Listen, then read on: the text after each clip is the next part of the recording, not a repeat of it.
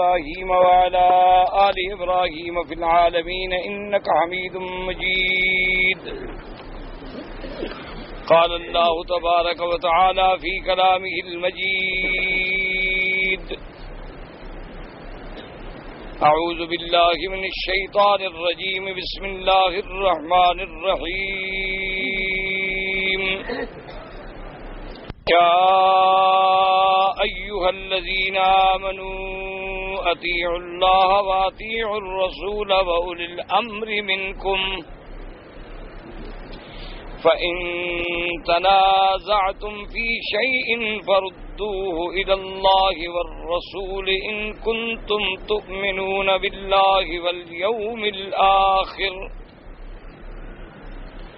ذلك خير وأحسن تأويلا. اللہ تبارک و تعالی نے کلام مقدس کی ان آیات مبارکہ میں ارشاد فرمایا ہے کہ ایمان والو، اطاعت کرو اللہ کی، اللہ کے رسول کی اور جو اولی الامر ہیں تم میں سے. اس سے پہلے سابقہ آیات مبارکہ میں اللہ تبارک و تعالی نے حکم دیا کہ ان اللہ یأمرکم ان تؤدوا الامانات الی اہلہا. اللہ تبارک و تعالی نے امر کیا کہ تم امانتیں جو ہیں ان کے اہل کو پہنچاؤ. یہ ایک بہت بڑا جامع کامل مکمل حکم ہے کہ اللہ تبارک و تعالی نے اپنے ماننے والوں کو حکم دیا ہے کہ امانتیں جو ہیں امانت والوں کو پہنچاؤ اور ان کے سپرد کرو. ایک تو امانات کا عام مفہوم ہے کہ جب ہمارے پاس کسی نے کوئی امانت رکھی تو اسلام کا یہ حکم ہے کہ ہم اس کی امانت کو اسی طرح محفوظ مأمون اس کو پہنچائیں. یہ ایک عام مسئلہ ہے جو معروف ہے، مشہور ہے کہ اس میں کبھی خیانت نہیں ہونی چاہیے. اور ادائے امانات جو ہیں اس کا اتنا بڑا سخت حکم ہے کہ ہمارے آقا سرکار دو جہاں رحمت للعالمین صلی اللہ علیہ وسلم اپنے ہر خطبے میں بھی تقریباً ارشاد فرماتے تھے کہ جس آدمی کے پاس امانت نہیں ہے، یعنی جو امانت امین نہیں ہے، تو گویا اس کا ایمان ہی نہیں ہے. من لا ایمان لمن لا امانت لہ، او کما قال النبی صلی اللہ علیہ وسلم، فرمایا اس کا ایمان نہیں جو امانت والا نہیں. اور اسی طرح حضور پاک صلی اللہ علیہ وسلم نے فرمایا کہ منافقوں کی نشانی جو ہے، ان نشانیوں میں ایک علامت منافق کی یہ ہے کہ جب بات کرے تو جھوٹی کرے. یہ بھی منافق کی علامت ہے. اذا حدث کذب. اور اسی طرح حضور پاک صلی اللہ علیہ وسلم نے فرمایا کہ یہ بھی منافق کی علامت ہے کہ اذا اؤتمن خانا، کہ جب اس کو کوئی چیز امانت سپرد کی جائے تو اس میں خیانت کرے. یہ منافق ہے، مومن کی یہ صفت ہی نہیں. اسی طرح یہ بات سمجھ لیں کہ حضور پاک صلی اللہ علیہ وسلم نے یہ بھی ارشاد فرمایا کہ المستشار مؤتمن.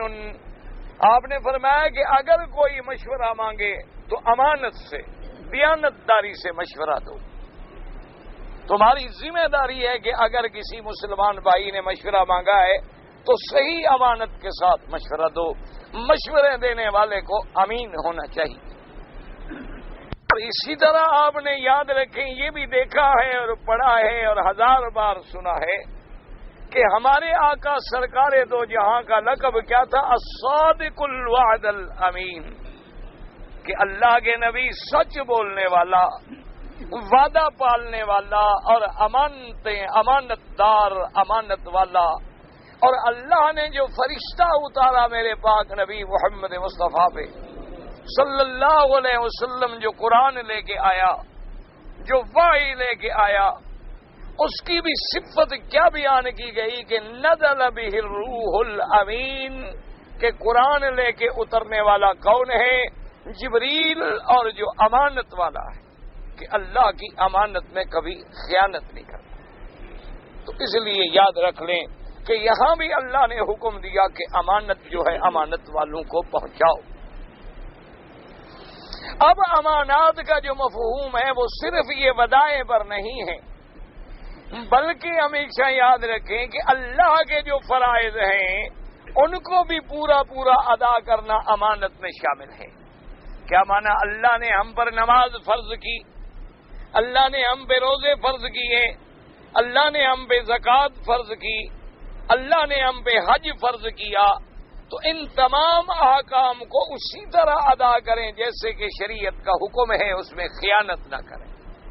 کیا مانا؟ ایک آدمی نماز پڑھ رہا ہے، وضو بھی کر رہا ہے، نماز بھی ادا کرتا ہے، لیکن رکوع اور سجود میں جلدی کر رہا ہے تو خیانت کر رہا ہے کہ جو اس کے ذمے ادائے ارکان تھے وہ پورے ادا نہیں کر رہا، تو یہ بھی خیانت ہے۔ اور اسی طرح یاد رکھیں کہ حضور صلی اللہ علیہ وسلم کی احادیث کی روشنی میں علماء امت نے، فقہاء امت نے یہ مسئلہ بھی استنباط فرمایا ہے کہ ہر آدمی کے ذمے جو ڈپٹی ہے، جو عہدہ ہے، چاہے وہ وزیر ہے، چاہے وہ سیکٹری ہے یا کلرک ہے یا چپراسی ہے، اس عہدے کو صحیح معنوں میں اس کی ڈپٹی پوری کرنا جو ہے یہ امانت ہے، اور اگر اس میں وہ کوئی کمی بیشی کرتا ہے تو منافقت ہے اور خیانت ہے۔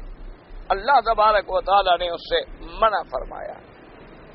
اور اسی طرح حضور پاک صلی اللہ علیہ وسلم نے فرمایا المجالس بالامانات۔ کیا مانا؟ کہ آپ اگر کسی مجلس میں دوستوں میں بیٹھے ہیں، کوئی باتیں ہو رہی ہیں، تو یہ اس مجلس میں ہونے والی باتیں بھی امانت ہیں، آپ کسی دوسری جگہ نقل نہیں کر سکتے جب تک وہ مجلس والے اجازت نہ دیں۔ آپ نے جو سنا ہے اپنی ذات تک محدود رکھنا ہوگا۔ اور اسی طرح میرے آقا نے فرمایا کہ جو آدمی صحیح معنی میں حقدار کو حق نہ پہنچائے، امانت نہ پہنچائے، تو اس پہ اللہ کی لعنت ہے اور وہ ملعون ہے۔ اور اسی طرح میرے آقا کا فرمان یاد رکھیں، حضور پاک صلی اللہ علیہ وسلم نے فرمایا اذا وسد الامر الى غیر اہلہ فانتظر الساعہ، فرمایا کہ جب امور نا اہل لوگوں کے سپرد کر دیے جائیں تو پھر قیامت کا انتظار کرو۔ تو اس لیے اب ان آیات میں ہمیں کیا حکم ملا ہے؟ یعنی حکومت کے لیے بھی، عوام کے لیے بھی، ملکوں کی جہاں بانی کے لیے بھی سب سے پہلا امر تو یہ سمجھیں کہ ان اللہ یأمرکم، حکم دینے والی ذات کون ہے؟ اللہ کی ذات ہے۔ تو اس لیے ہمیشہ یاد رکھیں کہ القانون کس کا چلے گا؟ اللہ کا چلے گا۔ سب سے اعلیٰ ذات کس کی ہے؟ اللہ کی ہے۔ حکمرانی کس کی ہے؟ اللہ کی ہے۔ یہ بعض ہماری جماعتیں یا بعض ہمارے لیڈر ایسے قوموں کو نعرے دیتی ہیں کہ حکمرانی عوام کی ہے، یہ غلط ہے۔ اصل حکم جو ہے اللہ کا ہے اور حکمرانی جو ہے وہ اللہ کی ذات کی ہے۔ اس لیے فرمایا ان اللہ یأمرکم، اللہ تمہیں حکم دیتے ہیں۔ اور دوسری بات یہ سمجھ آئی کہ چاہے بادشاہ ہے یا وزیر ہے، چاہے خلیفہ ہے، چاہے حاکم ہے، اس کا اپنا حکم نہیں بلکہ وہ اللہ کا بھیجا ہوا مأمور ہے اور وہ امین ہے۔ اس کی ذمہ داری ہے کہ وہ اللہ کے حکم کو ٹھیک ٹھیک نافذ کرے، وہ اپنی طرف سے کچھ نہیں کر سکتا۔ اس لیے اللہ نے جب آدم کو بھیجا تو فرمایا اذ قال ربک للملائکۃ انی جاعل فی الارض خلیفہ، کہ ہم خلیفہ بھیج رہے ہیں زمین میں اور وہ تابع ہوگا کس کے؟ احکام خدا بندی کے۔ یہ آج یہی وہ بنیادی غلطیاں ہیں کہ ہم نے ایسے قوانین کا سہارا لے لیا ہے جو انگریزوں سے، کافروں سے، یہودیوں سے، نصرانیوں سے ہمیں ورثے میں ملے ہیں، اور ہم نے ان کو بڑا محبوب سمجھ کے سینوں سے لگایا ہوا ہے، لیکن مسلمان کے لیے یاد رکھیں، کبھی کسی کافر کے قانون پہ عقیدہ رکھنا، کافر کے قانون کی تنفیذ کرنا، اللہ کے قانون کو چھوڑ دینا جو ہے یہ کفر کی علامت ہے۔ اب اسی لیے آپ خود فیصلہ کر لیں کہ جتنا دنیا میں جمہوری نظام ہے، ہر آدمی تو کہتا ہے نا کہ جمہوریت جی بہت اعلیٰ ہے اور بڑا انفع ہے، اور جمہوریت میں بڑی آزادی ہے، اور جمہوریت میں ہر آدمی کی رائے کا ایک حق ہے، احترام ہے۔ لیکن آپ دیکھ لیں کہ جمہوریت کا معنی ہوتا ہے کہ اگر عوام کی اکثریت یا ان کے نمائندے پارلیمنٹ میں بیٹھ کر اکثریت سے ایک قانون پاس کر دیں تو اس کو ماننا پڑے گا، چاہے وہ قانون اسلام کے خلاف ہے، قرآن کے خلاف ہے، کتاب و سنت کے خلاف ہے۔ اسلام اس کی اجازت نہیں دیتا۔ اسلام یہ کہتا ہے کہ اگر ساری کائنات کے بندے ایک طرف ہو جائیں، اللہ کے قانون کو نہیں بدل سکتے۔ اللہ کے قانون کبھی تبدیل نہیں ہوں گے، سب اللہ کے قانون کے تابع ہوں گے۔ بندہ گویا نائب ہے، بندہ گویا امین ہے، امانت والا ہے، اس کی ڈیوٹی یہ ہے کہ وہ اللہ کے قانون کو پورا کرے۔ اسی لیے آپ دیکھیں کہ سیدنا امیر المومنین حضرت عمر بن الخطاب رضی اللہ تعالی عنہ، جن کے نام سے کفر کے ایوانوں میں زلزلہ آ جاتا ہے، آپ خطاب فرماتے ہیں اور لوگوں سے پوچھتے ہیں کہ تم میرے بارے میں کیا رائے رکھتے ہو؟ تو صحابہ نے کہا کہ عمر سن لو، جب تک تم اللہ کے رسول کے حکم پہ چلو گے ہم تیرے فرما بردار ہیں، ہم تیرے اطاعت گزار ہیں، اور اگر خدا نہ کرے تم اللہ کے رسول کے حکم سے ہٹو گے تو پھر ہم تیری کوئی بات سننے کے لیے تیار نہیں ہیں۔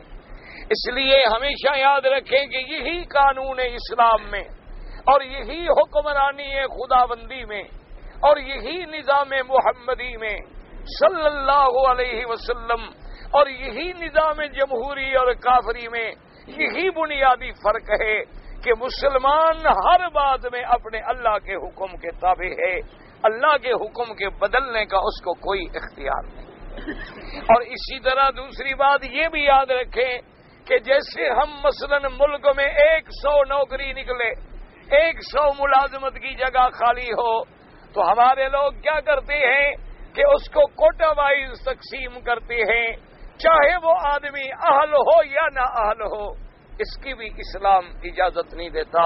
اسلام یہ کہتا ہے کہ جو عہدہ ہے اس کے لیے اس کا موزون آدمی، جو اس عہدے کا لائق ہو اور جو اس عہدے کا اہل ہو اسے وہ جگہ ملنی چاہیے۔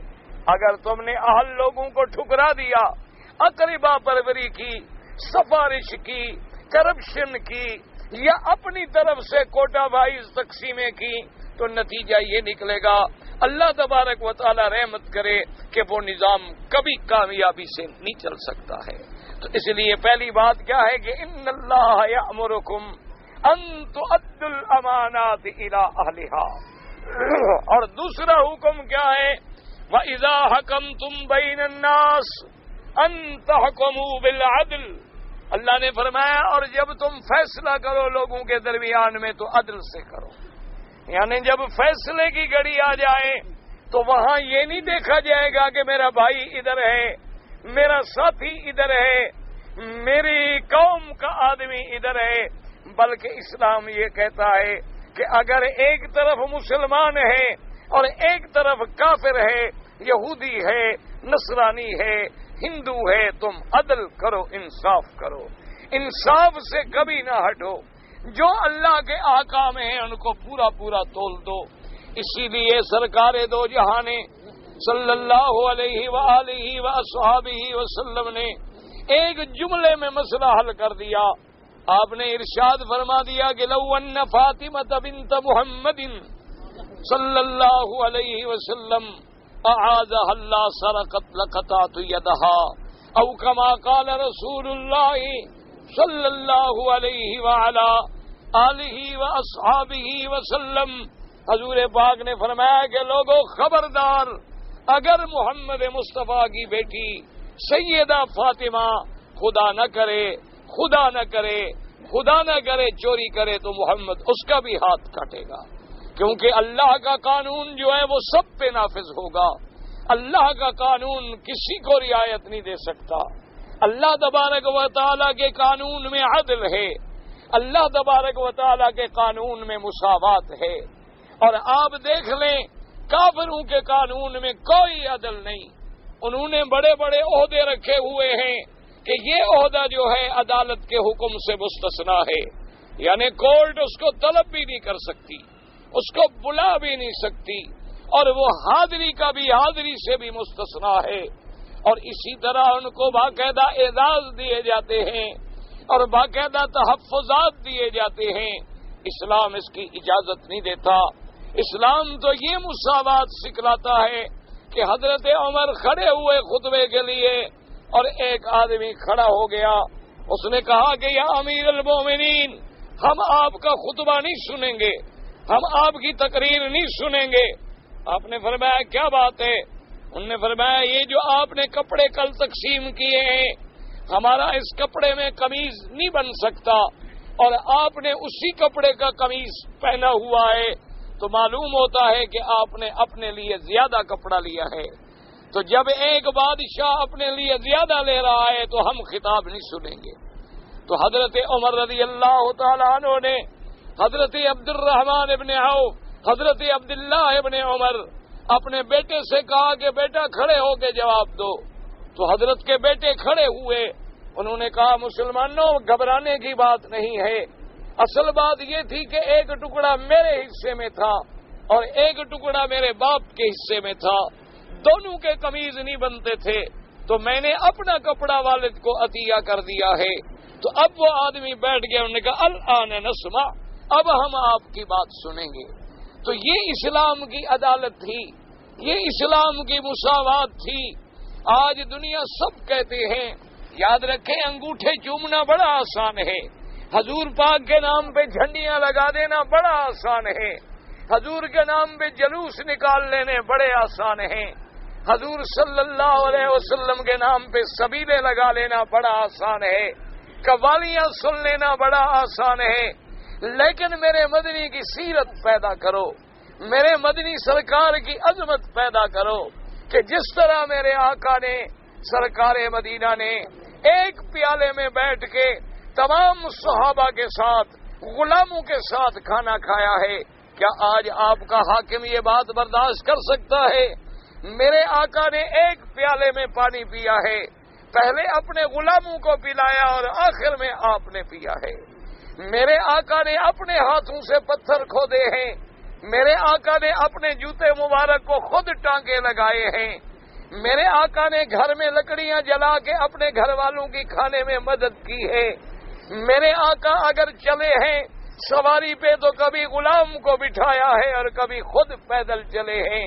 کہ آج ہے کوئی مائی کا لال، آج کوئی آپ کا مولوی، کوئی آپ کا پیر، کوئی آپ کا حاکم، کوئی آپ کا صنعتکار، کوئی آپ کا سرمایہ دار اس تہذیب اور اس نظام محمد مصطفیٰ صلی اللہ علیہ وسلم کی دلیل پیش کر سکتا ہے؟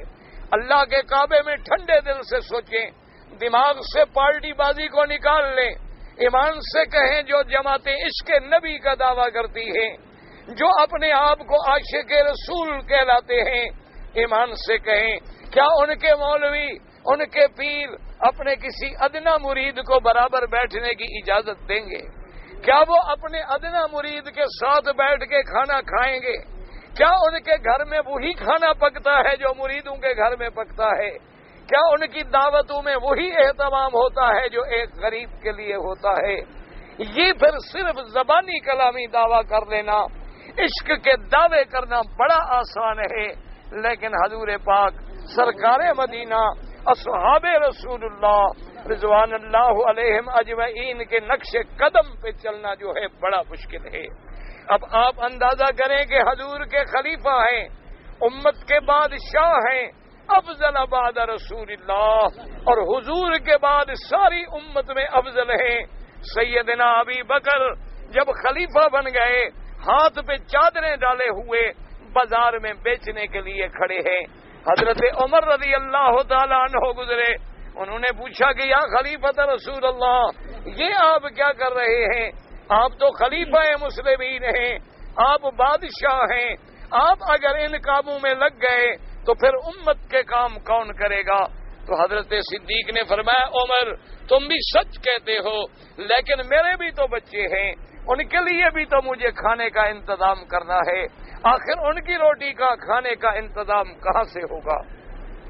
تو حضرت عمر نے مشورہ دیا کہ ہم بیت المال سے ایک وظیفہ مقرر کرتے ہیں. اور پتہ ہے کہ وہ وظیفہ کیا تھا؟ وہ وظیفہ یہ تھا، اللہ تبارک و تعالی رحمت فرمائے، کہ جس میں صرف ایک وقت کا کھانا چل سکتا تھا. ایک دفعہ آپ کو ضرورت ہوئی، بیت المال کے امین کو بلایا اور آپ نے فرمایا کہ مجھے اگر 2 مہینے کی تنخواہ پیشگی دے دو تاکہ میں اپنے ضروریات پورے کر سکوں. تو پتہ ہے کہ اس وقت کے بیت المال کے امین نے کیا جواب دیا؟ اس نے کہا کہ حضرت اپنی 2 مہینے کی زندگی کی گارنٹی آپ مجھے لکھ دیں کہ آپ 2 مہینے زندہ رہیں گے تو میں آپ کو تنخواہ دینے کے لیے تیار ہوں، اور اگر آپ کو خود پتہ نہیں ہے کہ موت کب آ جائے گی تو میں کس بھروسے پر آپ کو تنخواہ دے سکتا ہوں؟ آپ چپ کر کے بیٹھ گئے. کیا آج آپ کے حاکم جن کے ادنا اشارے سے بینکوں کی تجوریوں کے منہ کھل جاتے ہیں، جن کے ادنا اشارے سے کوئی فارمیلٹی نہیں دیکھی جاتی، جن کے ادنا اشارے سے ان کے بنائے ہوئے قانون کی دھجیاں بکھیر دی جاتی ہیں، اور غریبوں کے ایک ایک پیسہ اکٹھا کر کے ان کے خون کو نچوڑ کے جو جمع ہوتا ہے وہ ان کی عیاشیوں پہ، ان کے سیروں پہ، ان کی تفریحوں پہ، ان کے ہوٹلوں پہ، ان کے جہازوں پہ، ان کی گاڑیوں پہ خرچ ہوتا ہے، اور وہ ہر وقت عوام کو دھوکہ دیتے ہیں. یہ وجہ کیا ہے کہ اسلام کا نظام نہیں ہے.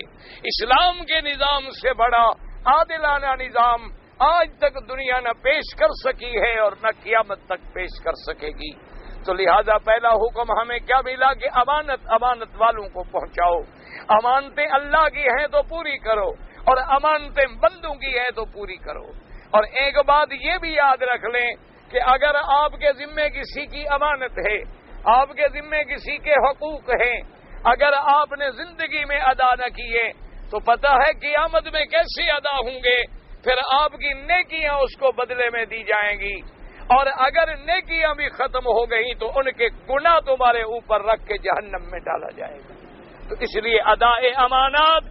اور دوسرا یہ ہے کہ ہر عہدہ، ہر ملازمت، اچھا ملازموں کے لیے سب سے بڑا امتحان سیدنا امیر المؤمنین عمر ابن الخطاب رضی اللہ تعالی عنہ نے کیا رکھا تھا؟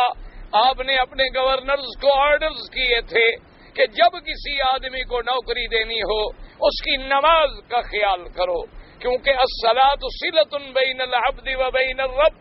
نماز جو ہے یہ بندے اور خدا کے درمیان میں صلہ ہے. جو بندہ نماز میں خیانت کرتا ہے وہ کبھی تمہارے کام میں امانت نہیں کرے گا. ایمان سے کہیں کہ آج کسی بھی مسلمان ملک میں جب نوکری دیتی ہیں، ڈگریاں دیکھی جاتی ہیں، سرٹیفکیٹ دیکھے جاتے ہیں، اس کے تجربے کے سرٹیفکیٹ مانگے جاتے ہیں، اس کی باڈی دیکھی جاتی ہے، اس کی ظاہری پرسنالٹی دیکھی جاتی ہے، لیکن کیا کبھی کسی مسلمان نے نوکری دیتے وقت ان سے یہ بھی پوچھا ہے کہ تم نماز پڑھتے ہو؟ وجہ کیا ہے کہ پوچھے کون جب نوکری دینے والا بے نماز ہے، جب اس کی نوکری پہ دستخط کرنے والے کو نماز نہیں آتی تو اگلے سے نماز کیا پوچھے؟ اگر ہم صرف ایک عمل پر بھی عمل کر لیں کہ آپ فیکٹری میں ملازم رکھیں، آپ انڈسٹری میں ملازم رکھیں، آپ دکانوں پہ ملازم رکھیں، پہلے ان کی نماز کی تحقیق کریں. اگر وہ اللہ کا خائن ہے تو تیرا وفادار کیسے بن سکتا ہے؟ جو بندہ اپنے اللہ کے حقوق ادا نہ کرے، جو بندہ اپنے اللہ خالق اور مالک کے حقوق میں بھی خیانت کرے، جو اپنے اللہ کے دیے ہوئے وقت میں بھی چوری کرے، وہ تیری ملازمت میں اور تیرے وظیفے میں کیسے امانت دار بن سکتا ہے؟ آج صرف اسی ایک چیز کا فیصلہ کر لیں. خدا جانتا ہے، لوگ تو کہتے ہیں دیکھو جی 1400 سال پہلے کی باتیں کرتے ہیں، یہ ملا لوگ ہیں، مولوی لوگ ہیں، یہ دکی انوسی لوگ ہیں، یہ پرانے وقتوں کے لوگ ہیں، ان کا تو دماغ خراب ہو گیا ہے۔ 21ویں صدی میں ہم کمپیوٹر کے ساتھ چلیں گے یا نماز کے ساتھ چلیں گے، لیکن ان کو پتہ نہیں ہے کہ یہ مولوی کی بات نہیں ہے، یہ کسی پیر کی بات نہیں ہے، یہ کسی دینی مدرسے کی بات نہیں ہے، یہ تو میرے اللہ کا حکم ہے، اور اللہ کا حکم کبھی غلط نہیں ہو سکتا۔ جو کمپیوٹر بنانے والے عقل ہیں، ان کے پیدا کرنے والا کون ہے؟ جو لوگ آج نئی ٹیکنالوجی پہ ناز کرتے ہیں، ان کو انسان بنانے والا کون ہے؟ تو کیا ان کی باتیں زیادہ صحیح ہیں یا ان کے بنانے والے کی باتیں زیادہ صحیح ہیں؟ آج اگر آپ اپنے گھر میں صرف نماز کا اہتمام کر لیں، میں اللہ کے کعبے میں دیانتداری سے کہتا ہوں، آپ اپنی بیوی کو، اپنی بیٹیوں کو، اپنی بہنوں کو، اپنے بچوں کو کوئی جبر نہ کریں، صرف ایک بات کہہ دیں کہ میرے بیٹے، میرے گھر والوں، ایک بات سن لو، جو مرضی آئے کھاؤ، جو مرضی آئے پہنو، میں ہر چیز تمہیں دینے کے لیے تیار ہوں، صرف میری ایک بات مانو کہ نماز ادا کرو، اپنے وقت پہ نماز پڑھو۔ آپ دیکھیں کہ تمہارے گھر میں کیسی اللہ کی رحمتیں نازل ہوتی ہیں، کیسے برکات آتے ہیں، اور اس نماز کی وجہ سے کیسے کیسے انقلاب آتے ہیں۔ اور دیکھیں کہ جب اللہ تبارک و تعالی بچانا چاہیں گے، اللہ تبارک و تعالی کسی کی حفاظت کرنا چاہیں گے، ہمارا ایمان ہے یہ دنیا کی عارضی چیزیں ان کو کبھی مقابلہ نہیں کر سکتی، اور اگر اللہ ناراض ہو جائیں، وہ کسی کو برباد کرنے کا فیصلہ کر لیں، ساری دنیا کی طاقت اس کو بچا نہیں سکتی۔ وَإِن يَمْسَسْكَ اللَّهُ بِضُرٍّ فَلَا كَاشِفَ لَهُ إِلَّا هُوَ۔ آج دیکھیں اپنے ملکوں میں آپ امن کے لیے قانون بناتے ہیں، آپ امن کے لیے پولیس رکھتے ہیں، آپ امن کے لیے رینجرز کو بلاتے ہیں، آپ امن کے لیے فوج کو دہائی دیتے ہیں، لیکن یاد رکھیں امن تب قائم ہوگا جب اللہ کا قانون دھرتی پہ آئے گا۔ اس لیے بزرگوں نے لکھا ہے کہ ایک اللہ والے ایک جنگل میں جا رہے تھے اور بکریاں چرا رہے تھے کہ ایک بھیڑیا آیا، اور بھیڑیے نے جھپٹ کے ایک بکری کو دبوچا اور اس مار ڈالا، تو انہوں نے فوراً کہا انا للہ و انا الیہ راجعون۔ معلوم ہوتا ہے کہ آج ہمارا بادشاہ خلیفہ مسلمین مر گیا ہے۔ تو آدمیوں نے سنا، انہوں نے کہا عجیب آدمی ہو، یہاں جنگل میں بکریاں چرا رہے ہو، تمہیں کیا پتا ہے؟ اس نے کہا دیکھو اتنا عرصہ ہو گیا ہے، آج تک کسی بھیڑیے نے میری بکریوں پہ حملہ نہیں کیا، تو معلوم یہ ہوتا ہے کہ آج ہمارا رکھوالا مر گیا ہے۔ تو چند دن گزرے کہ اطلاع ملی کہ حضرت عمر ابن عبدالعزیز رحمت اللہ علیہ موت آ گئی، اور وہ بادشاہت و خلافت سے اتر گئے موت کی وجہ سے۔ تو اس لیے ہمیشہ یاد رکھیں کہ جب کرسی پہ بیٹھنے والا اللہ سے ڈرتا ہے، یعنی میں آپ کو اللہ کے حرم میں بیٹھ کے دیانتداری سے واقعہ بتلاتا ہوں۔ بہت پرانی بات ہے، ہمارے علاقے میں ایک تھانے دار تھا۔ تھانے دار کیا ہوتا ہے؟ ایک معمولی سا عہدہ ہوتا ہے۔ آج کل تو خیر تھانے دار بہت بڑی بلا ہے، وہ چاہیں تو بندے مار ڈالیں، وہ چاہیں تو لوگوں کی عزتیں اور عصمتیں نوچ لیں، وہ چاہیں تو لوگوں کے گھروں میں داخل ہو جائیں، وہ چاہیں تو دین کے طالب علموں کو ڈاکو بنا دیں، اور وہ چاہیں تو ڈاکو کو شرافت کے سرٹیفکیٹ دے کے معزز بنا دیں۔ آج کل تو خیر بہت بڑی ان کی طاقت ہے۔ یہ میں پرانے دور کی بات کرتا ہوں۔ ہمارے علاقے کا جو ایس ایچ او تھے وہ بوڑھے آدمی تھے اور وزن بھی ان کا بھاری تھا، لیکن ماشاءاللہ بڑے پابند صوم و صلات، اور وہ ہمارے علاقے میں تقریباً 3 سال رہے۔ مجھے تقریباً یاد نہیں پڑتا کہ انہوں نے کبھی تسلی کے بغیر کسی کے گھر سے کھانا کھایا ہو، تسلی کے بغیر کبھی کسی کی دعوت قبول کی ہو۔ حالانکہ بوڑھا آدمی، کمزور آدمی، لیکن تہجد کی نماز میں روتا تھا کہ یا اللہ میں بوڑھا ہو گیا ہوں، یا اللہ اب میں دوڑ بھی نہیں سکتا، یا اللہ اب میں بھاگ بھی نہیں سکتا، پینشن ہونے والی ہے، چھوٹے چھوٹے میرے بچے ہیں، مہربانی کر میرے علاقے میں امن رہے۔ یقین فرمائیں 3 سال رہے۔ اس جیسے امن کو آج تک دنیا یاد کرتی ہے کہ چوریاں بند ہو گئیں، قتل بند ہو گئے، ڈکیتیاں بند ہو گئیں، جرائم بند ہو گئے، اور وہ ٹانگے پہ بیٹھے بیٹھے ایسے گلیوں میں بازاروں میں پھرتے، پوچھتے بھائی کوئی چوری ووری کوئی بات تو نہیں ہے؟ کچھ بھی نہیں۔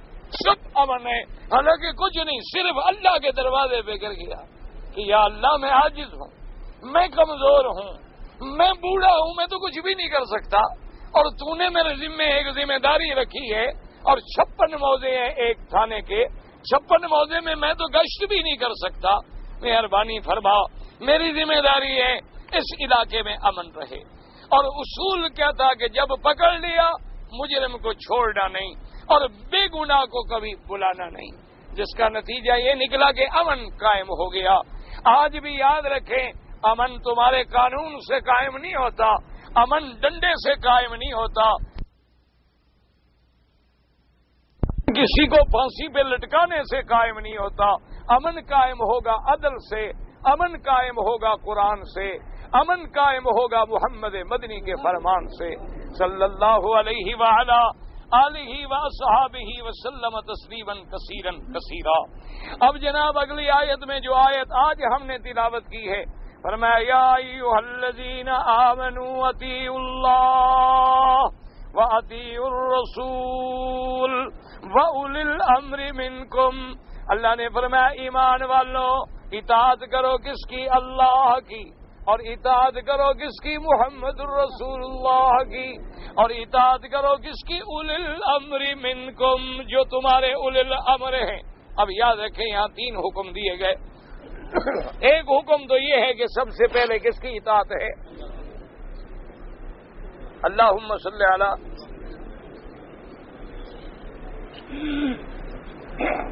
فرمایا اطیعوا اللہ، اللہ کی اطاعت کریں، اللہ کے رسول اور اولی الامر۔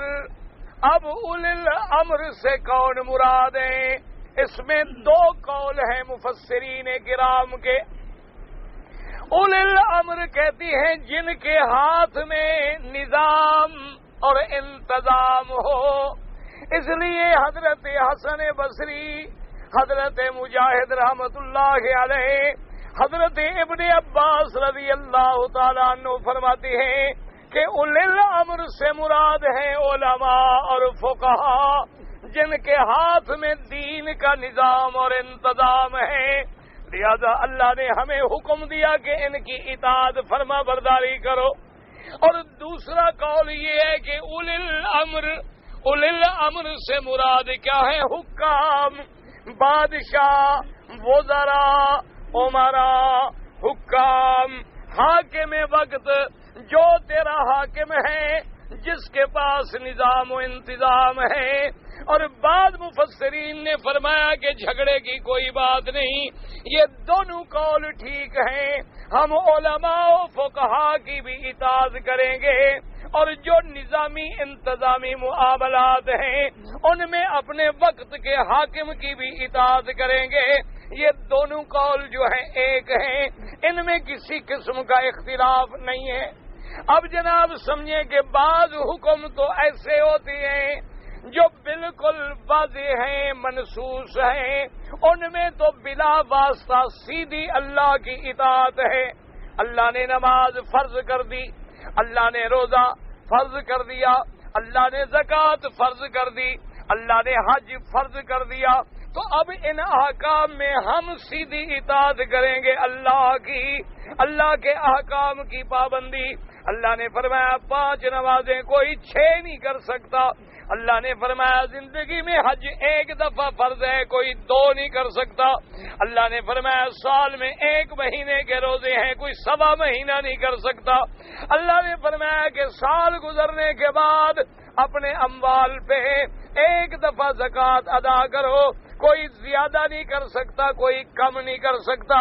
ایسے احکام جو منصوص ہیں، اللہ کے قرآن میں ہیں، واضح ہیں، جن کے سمجھنے کی بھی ضرورت نہیں ہے، اس میں تو بلا واسطہ سیدھی اللہ کی فرما برداری۔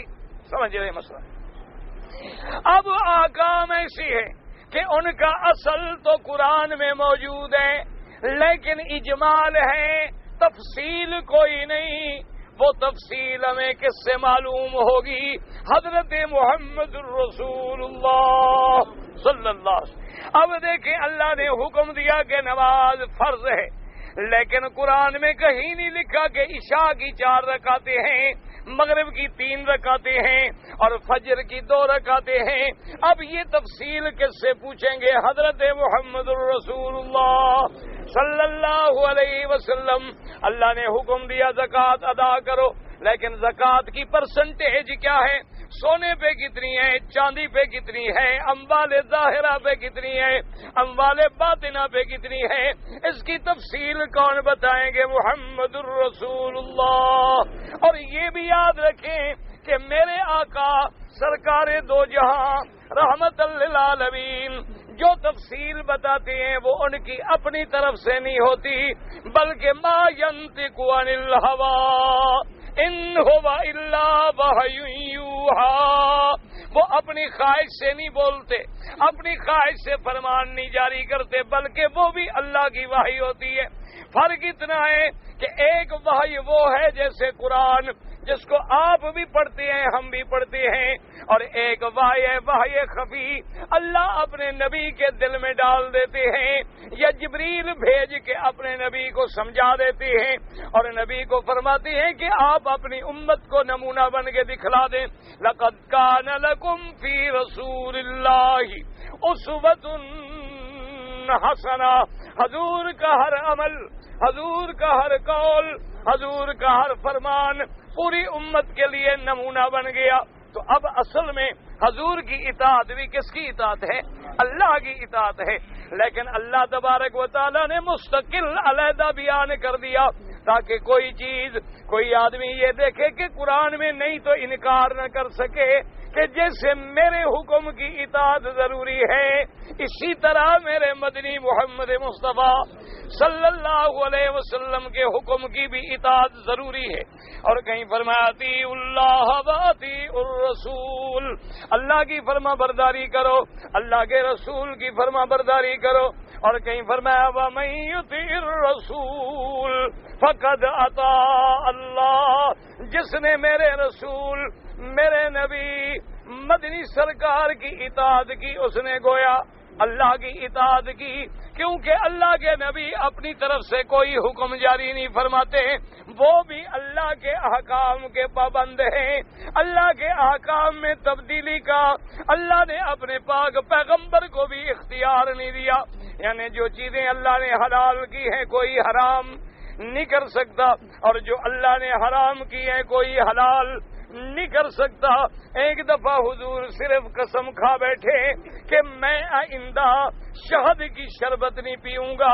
اللہ نے قرآن نازل کر دیا کہ یا ایھا النبی لم تحرم ما احل اللہ، کہ اے میرے نبی آپ کیسے حرام کرتے ہیں اس چیز کو جس کو اللہ نے حلال کر دیا ہے۔ تو اگر نبی کے اختیار میں بھی نہیں ہے تو آج پھر دنیا کی کوئی کابینہ، کوئی پارلیمنٹ، کوئی ممبر تبدیل کر سکتا ہے اللہ کے قانون؟ یہی تو وہ بنیادی غلطی ہے جس میں ہم بھٹک رہے ہیں۔ اللہ تبارک و تعالی سے دعا کریں اللہ تمام اسلامی ملکوں پہ اپنی رحمت جاری فرمائیں، اللہ تبارک و تعالی اپنے عذاب اٹھا لیں، اللہ تبارک و تعالی قرآن و سنت کی حکمرانی جاری فرمائیں، ورنہ یہ سب باتیں ہیں۔ اب جناب دیکھیں کہ تیسرا حکم کیا ہے؟ وَأُولِي الْأَمْرِ مِنْكُمْ، کیا مانا؟ اب ہم نے دیکھا کہ ایک مسئلہ ہمیں قرآن میں بھی صریح نہیں مل رہا، اگر ہمیں حدیث مبارک میں بھی وہ حکم واضح نہیں مل رہا، یا حدیث مل رہی ہے لیکن 2 حدیثیں ہیں۔ اب ہمیں یہ پتہ نہیں کہ پہلے حدیث کون سی ہے، آخر والی حدیث کون سی ہے۔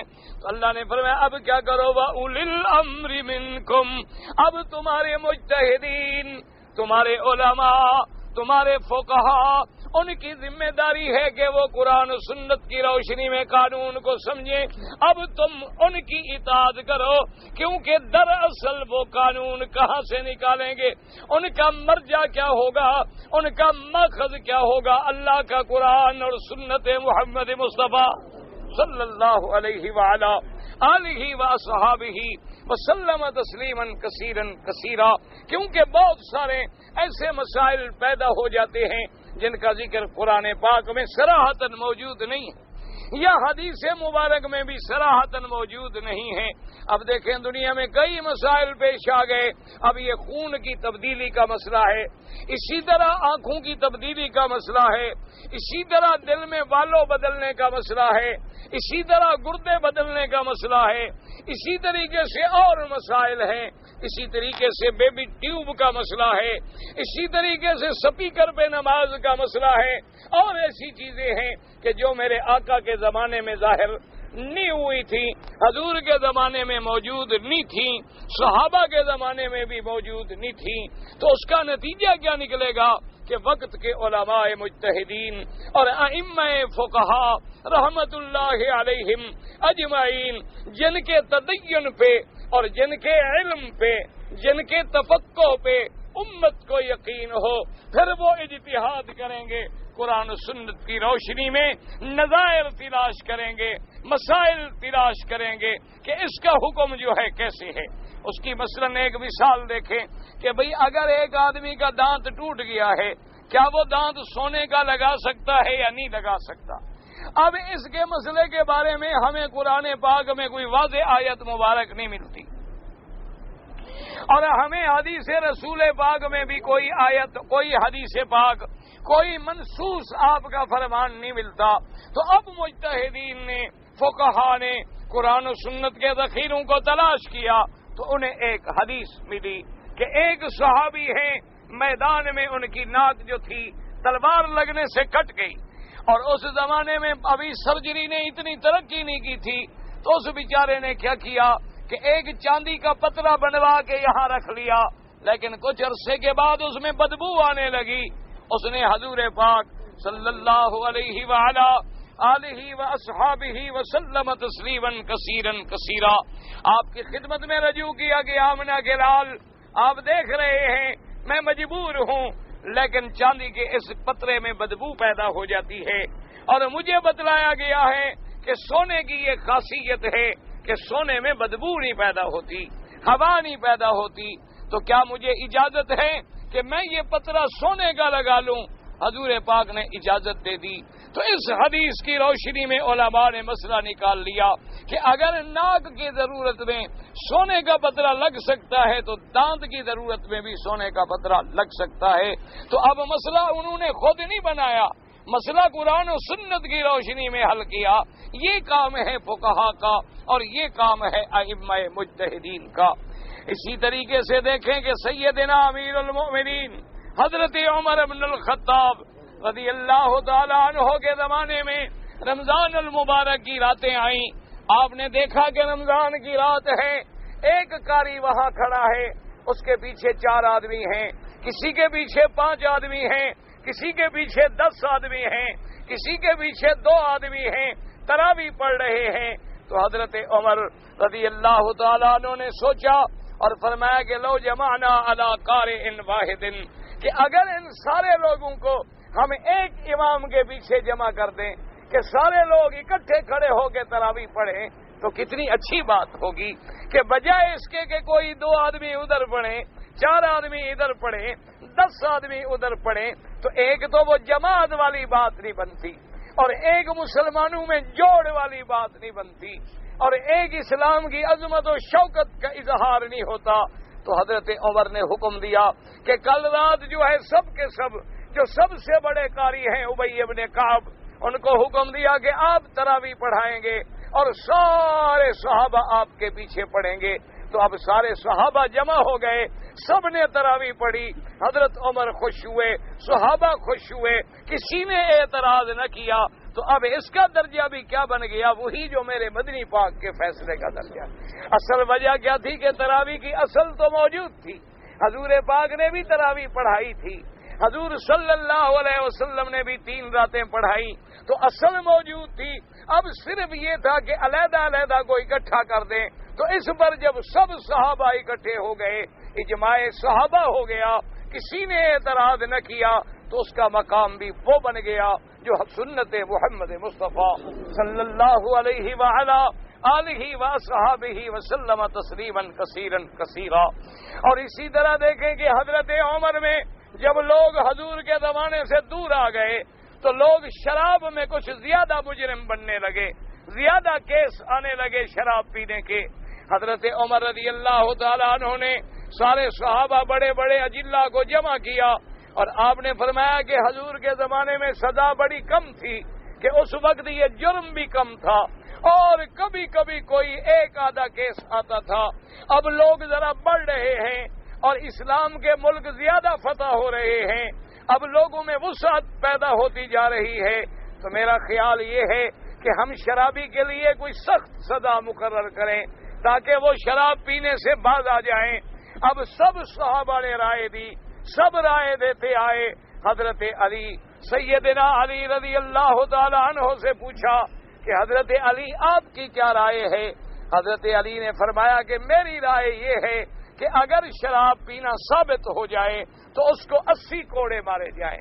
کسی نے کہا کہ 50 مارے جائیں، کسی نے کہا کہ 60 مارے جائیں، کسی نے کہا کہ 40 مارے جائیں، لیکن حضرت علی رضی اللہ تعالیٰ عنہ نے فرمایا کہ 80 کوڑے مارے جائیں۔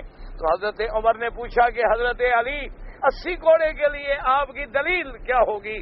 تو انہوں نے فرمایا کہ دیکھیں اللہ تبارک و تعالیٰ نے قرآن پاک کے اندر بھی حدیث پاک میں بھی موجود ہے کہ اگر کوئی بندہ کسی پر زنا کی ناحق تہمت لگائے مرد پہ یا عورت پہ اور ثابت نہ کر سکے اس کی سزا کتنی ہے؟ 80 کوڑے ہے۔ سب نے کہا کہ بالکل یہ بات تو حدیث قرآن میں موجود ہے۔ تو آپ نے فرمایا من سکرا من شرب سکرا و من سکرا حذا، آپ نے فرمایا جو شراب پیتا ہے وہ نشے میں آ جاتا ہے، اور جب نشے میں آئے تو عقل کام نہیں کرتی، پھر بھونکتا رہتا ہے، بکواس کرتا رہتا ہے، الزام لگاتا رہتا ہے، تو لہذا اس کی سزا بھی اتنی رکھ دی جائے جو الزام لگانے والے کی ہے، کیونکہ جب یہ نشے میں ہوگا تو کبھی بیوی کو بہن کہے گا، کبھی بہن کو بیوی کہے گا، کبھی ماں کو بیٹی کہے گا، کبھی بیٹی کو ماں کہے گا، کبھی بازار میں جا کتے کو پکڑ کے کہے گا ابا جان کیا حال ہے، نشے میں جو ہے کبھی کتے کو ابا بنا لے گا، کبھی بلی کو ماں بنا لے گا، تو اس کے لیے وہی سزا ہونی چاہیے۔ اب سب صحابہ نے منظور کر لی، تو لہذا اس کا نتیجہ کیا نکلا کہ وہ بھی سنت کے درجے میں آ گئی۔ اور اسی طرح یاد رکھیں کہ وقت کا بادشاہ ہے، وقت کا خلیفہ ہے، وقت کا جو حاکم ہے، جس کے ذمے تمہارا ولی الامر ہے، اول الامر ہے، نظام ہے، اس کی اطاعت جو ہے وہ بھی اللہ اور اللہ کے رسول کی اطاعت ہے۔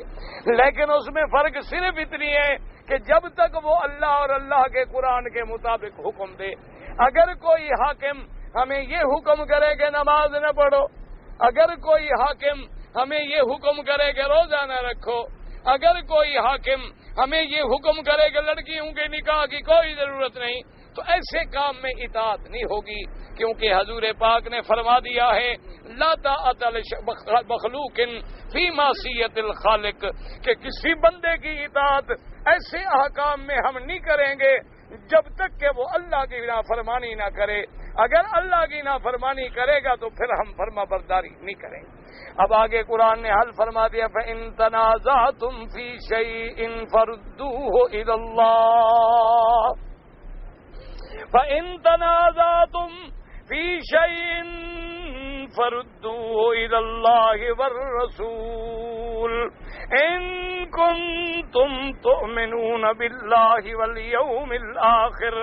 اللہ نے فرمایا اگر کسی چیز میں تم جھگڑ پڑو، اگر کسی چیز میں اختلاف ہو جائے، اگر کسی چیز میں فساد ہو جائے، تو اس کا کیا نتیجہ، فیصلہ کیا ہوگا؟ فردوہ الی اللہ، اللہ کی طرف لوٹو، اللہ کے رسول کی طرف لوٹو، جو فیصلہ کریں وہ قبول کرو۔ اب کیا معنی ہوگا؟ یعنی اللہ کے قرآن میں فیصلہ ڈھونڈو، فرمان رسول محمد مصطفیٰ صلی اللہ علیہ وسلم میں فیصلہ ڈھونڈو۔ اب پہلے آیا تھا اول الامر، اول الامر بھی چونکہ تابع ہیں اللہ اور اللہ کے رسول کے، وہ بھی ان کے فرمان کو ڈھونڈ کے فیصلہ کرتے ہیں۔ اگر تم اللہ سے فیصلہ نہ کراؤ، اللہ کے رسول کا حکم نہ مانو تو نتیجہ کیا ہے؟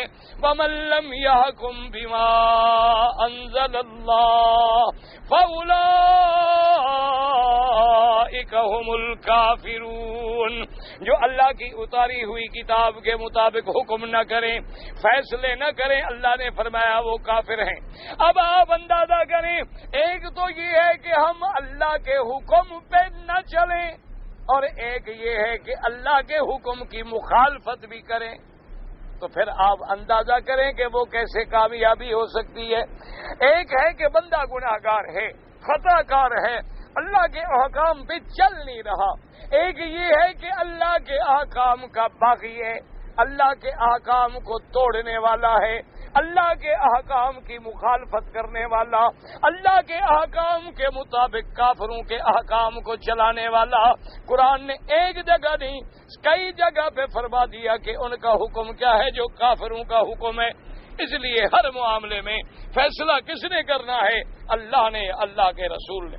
اس لیے فرمایا ان کنتم تؤمنون باللہ والیوم الآخر، یہ تب کب کرو گے؟ جب تمہارا اللہ پر بھی ایمان ہو اور آخرت پر بھی ایمان ہو۔ جن کا اللہ پر بھی ایمان نہیں، آخرت پر بھی ایمان نہیں، تو وہ حضور کے پاس کیا آئیں گے؟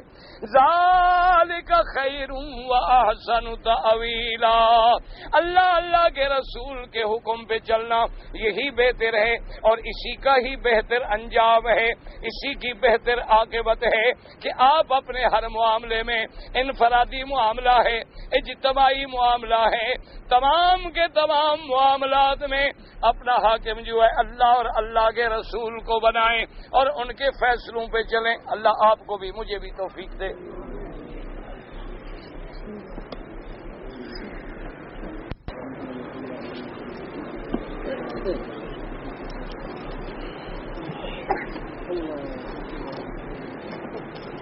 کہتے جی میری والدہ نے دوسری شادی کی ہے، تو جب وہ یہاں حج پہ آئے تو میرے والدہ میرے پاس رہنے پہ مصر تھی، لیکن وہ میرے جو والد تھے سوتیلے وہ راضی نہ ہوئے، اور پھر اب ماں میرے پاس رہتی ہے، نہیں اب آپ کے پاس رہنے کا کوئی حق نہیں، اب اس کی شادی ہو چکی ہے، وہ جہاں اس کا خاوند رہے گا اس کو خاوند کے پاس رہنا چاہیے۔ یہ محبت نہیں ہے۔ پھر اگر ایسی محبت تھی تو شادی کیوں کی؟ شادی کی ہے تو پھر اپنے خاوند کی فرما برداری کرنی ہوگی۔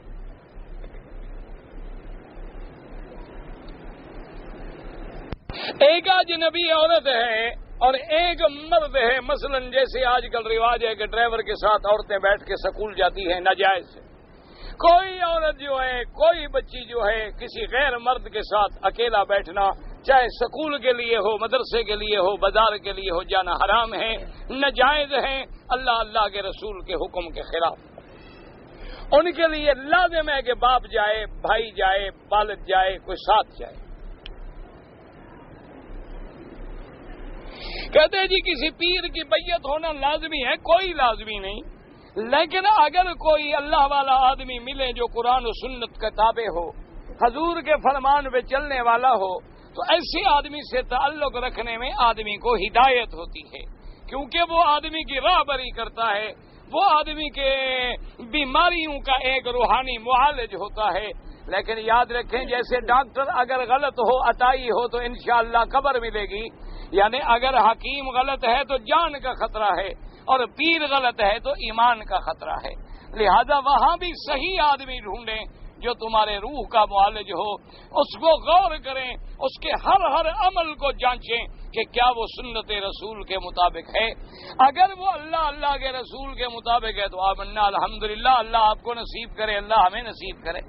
ہم تو میرے بھائی ان پیروں کی مخالفت کرتے ہیں جو زبردستی پیری کو سمجھتے ہیں میراث میں آئی ہے انہیں مسند ارشاد، زاغوں کے تصرف میں عقابوں کے نشیمن، کہ اللہ والوں کے گھر میں جو پیدا ہو گئے خود چاہے کیسے ہو کہتے ہم بھی پیر ہیں، ان کو ہم نہیں مانتے ٹھیکیداروں۔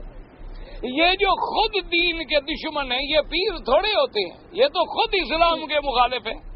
پیر مرشد کا معنی ہے ارشاد کرنے والا، اگر اس کی اپنی زندگی قرآن و سنت کے مطابق نہیں، تمہیں کیا ارشاد کرے گا؟ غیر مستقل سمجھ کے اعانت یہ بڑا باریک مسئلہ ہے. آپ اس میں علماء کی تحریریں پڑھیں. بہتر ہے احتیاط کریں، باریکیوں میں نہ جائیں. عورت کا بچہ پیدا ہوا ہے تو اب کتنے دن کے بعد میاں بیوی مل سکتے ہیں؟ جب خون آنا بند ہو جائے عورت پاک ہو جاتی ہے. چاہے 2 دن کے بعد بند ہو جائے، چاہے 10 دن کے بعد بند ہو جائے، وہ غسل کرے، نماز پڑھے، میاں بیوی ملیں، سب جائز ہے. لیکن اگر خون آ رہا ہے تھوڑا تھوڑا تھوڑا تو پھر 40 دن تک دیکھنا پڑے گا.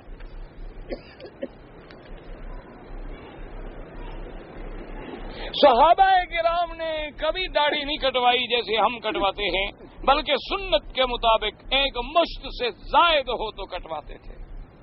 بچے کے بال جو ہیں وہ یہ اس کا 7ویں دن سر پہ اسرا پھیریں اور وزن کریں، اتنی چاندی کی برابر خیرات کر دیں، عقیقہ کریں. لڑکا ہے تو 2 دمبے، لڑکی ہے تو 1. تبلیغی جماعت والے لوگ جو ہیں وہ عورتوں کو بھی تبلیغ میں لے جاتے ہیں کہ جائز ہے. وہ عورتوں کو تبلیغ کرتی ہیں یا مردوں کو؟ وضاحت کرنی چاہیے نا. اگر عورتیں عورتوں کو تبلیغ کریں تو کیا بی بی عائشہ نہیں کرتی تھی؟ حضور کی بیویاں، حضور کی بیٹیاں، صحابہ کی بیویاں سب دین پھیلاتی تھیں. اللہ نے پوری امت کی ڈپٹی لگائی ہے. یہ تو نہیں فرمایا کہ مرد تو کریں اور عورتیں نہ کریں. کنتم خیر امت میں مرد بھی شامل ہیں اور عورتیں بھی شامل ہیں. حضور نے فرمایا بلغوا عنی ولو آیہ، ایک آیت بھی ہے مجھ سے سنی ہے تو آگے پہنچاؤ. یہ حکم صرف مردوں کو تو نہیں دیا. بڑے بڑے مسائل میں حضور نے فرمایا آدھا دین سیکھنا ہو تو عائشہ سے سیکھو. حضور صلی اللہ علیہ وآلہ آلہ وصحبہ کے بڑے بڑے صحابہ بیویوں کے دروازے پہ جاتے تھے اور پوچھتے تھے کہ امہات المومنین فلاں مسئلہ ہمیں بتائیں. تو پردے کے اندر سے بیٹھ کے بیویاں مسئلے بتاتی تھی، کوئی حرج نہیں. ایک تو لوگ دین کا کام نہیں کرتے، ایک جو کریں ان پہ اعتراض ضرور کرتے ہیں. ہاں یہ ماشاءاللہ آدمی بڑے ہوشیار ہیں. بھئی تمہیں اگر اللہ نے دین سے محروم رکھا ہے تو جو کر رہا ہے ان کو تو کرنے دو. اگر ایک آدمی ہر ہفتے کے بعد عمرہ کرتا ہے، نماز نہیں پڑھتا، کوئی عمرے کا ثواب نہیں، کچھ بھی نہیں. فرض نہیں پڑھتا تو نفل کا کیا مٹی ثواب ملے گا. اور امام احمد ابن حنبل رحمۃ اللہ علیہ کے نزدیک ایک نماز چھوڑنے والا کافر ہو جاتا ہے. وہ مسلمان ہی نہیں تو عمرے کا کیا فائدہ؟ عمرہ تو مسلمان کا ہوتا ہے. امام احمد ابن حنبل فرماتے ہیں کہ اگر کوئی مرد یا عورت ایک فرض نماز عمدن جان بوجھ کے بغیر عذر کے چھوڑ دے وہ کافر ہے. وہ فرماتے ہیں نکاح ٹوٹ گیا ہے، آئندہ جو اولاد ہوگی وہ زنا کی اولاد ہوگی. اور فرمایا وہ بے نماز اگر مر جائے تو جنازہ بھی نہ پڑھو اور مسلمانوں کے قبرستان میں دفن بھی نہ کرو. کالی مہندی داڑھی کو لگانا منع ہے، کالی میں سرخ ملا لیں تو پھر ٹھیک ہے. ایک مشت کے بعد داڑھی کاٹنا جائز ہے. اگر ایک آدمی بغیر کسی وجہ کے شادی نہیں کرتا تو گناہگار ہے بالکل. حضور پاک نے حکم دیا ہے کہ من رغب عن سنتی فلیس منی. حضور نے فرمایا نکاح کرنا میری سنت ہے، میرا طریقہ ہے. جو اس کے انکار کرے اس کا محمد مدنی کی سنت سے تعلق نہیں. اور حضور نے یہ بھی فرمایا کہ یا معاشر الشباب، اے جوانوں شادی کرو. اگر طاقت نہیں ہے تو روزے رکھو. یعنی غریب ہے کوئی دیتا ہی نہیں رشتہ، کیونکہ آج کل ہر کوئی پیسے والوں کو دیتا ہے، غریبوں کو کوئی دیتا ہے؟ آپ کو کوئی غریبوں کو دینے والا ملے ذرا مجھے بتانا. جو کسی غریب کو اللہ کے لیے رشتہ دینا چاہے بغیر کسی لالچ کے مجھے ضرور بتائیں. آپ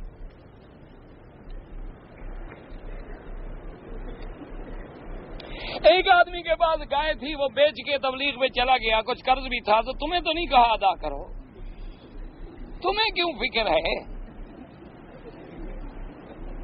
پتہ کیا لوگ ہیں. اللہ پاک ان کو پتہ نہیں اس کے بدلے میں کتنی دے گا. اس کے بعد جو کچھ تھا اس نے اللہ کے دین پہ لگا دیا. اس کے خزانے میں تو کمی نہیں ہے. مجھے ایک آدمی نے خود سنا کہ ہم 2 بھائی ہیں، ہماری 3 مربع زمین ہے. وہ جا رہا تھا